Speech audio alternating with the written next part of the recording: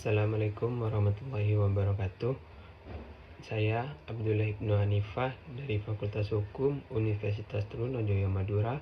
Akhiran NIM saya yaitu 24011100275. Di sini saya membuat video tugas UAS pemerintahan desa yang memiliki 4 subjek pembahasan. Yang pertama, apakah perubahan masa jabatan kepala desa memperkuat atau memperlemah mekanisme kontrol demokrasi desa? Yang kedua, hubungan kewenangan antara pemerintah desa, pemerintah daerah, kabupaten atau kota, dan pemerintah pusat dalam menyelenggara pemerintahan desa. Yang ketiga, bagaimana kedudukan desa sebagai subjek pembangunan? Yang keempat, apakah otonomi desa berarti desa bebas sepenuhnya dari pengawasan pemerintah desa? Baik, yang pertama kita akan menjelaskan apakah perubahan masa jabatan kepala desa memperkuat atau memperlemah mekanisme kontrol demokrasi di desa. Ada dua kemungkinan dari sisi memperkuat stabilitas desa. Yang pertama yaitu menyelesaikan konflik pasca pilkades. Ketegangan politik atau kubu-kubu di desa akibat pilkades biasanya butuh waktu yang lama untuk reda.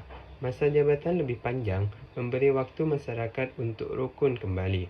Yang kedua, keberlanjutan program.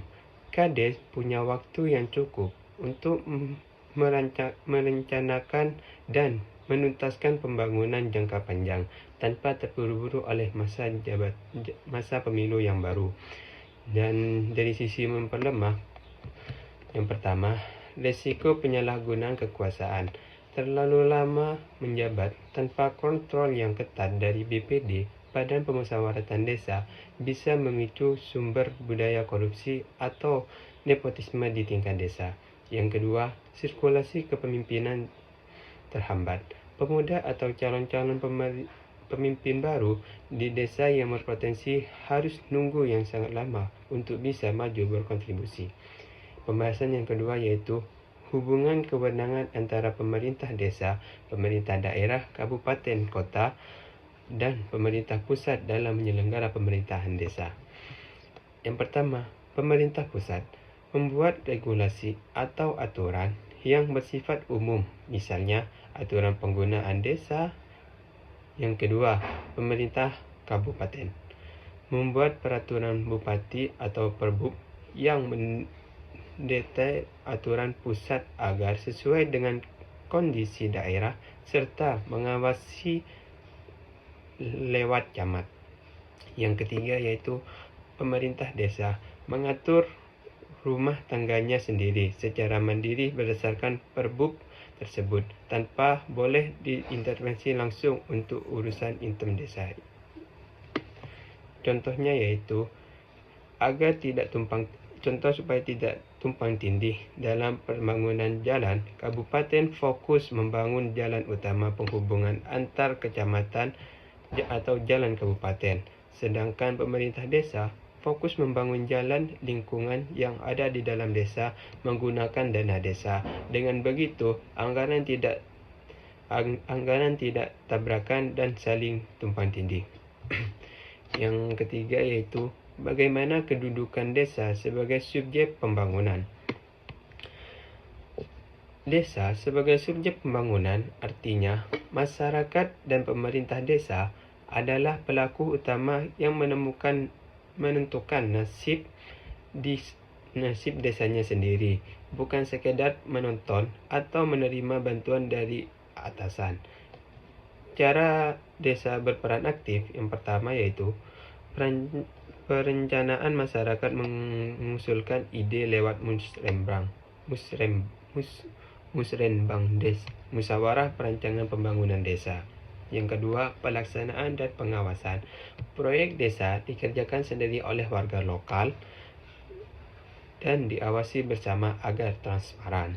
Contoh desa yang memanfaatkan potensi alamnya yaitu di desa saya ada Desa Labunan Bangkalan, terletak di Kecamatan 10. Desa ini menyulap kawasan pesisir dan bekas tambak menjadi ekowisata mangrove labuhan.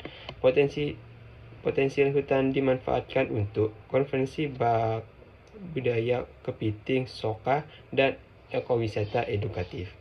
Yang terakhir yaitu pembahasan apakah otonomi desa berarti desa bebas sepenuhnya dari pengawasan pemerintah desa? Tidak. Otonomi desa tidak berarti desa bebas sepenuhnya tanpa kendali.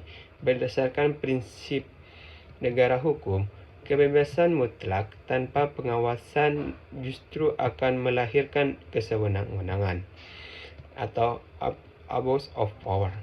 Indonesia adalah negara kesatuan.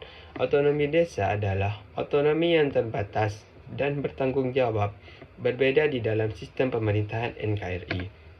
Yang pemerintah daerah tetap wajib melakukan pengawasan, terutama lewat inspektorat dan camat, untuk memastikan bahwa peraturan desa atau Perdes dan penggunaan anggaran desa atau APBDes tidak melanggar hukum yang lebih tinggi seperti undang-undang.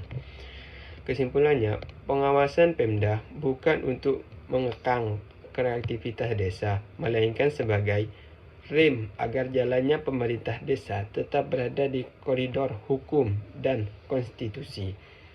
Demikian penjelasan singkat dari saya. Kurang lebihnya mohon maaf. Assalamualaikum warahmatullahi wabarakatuh.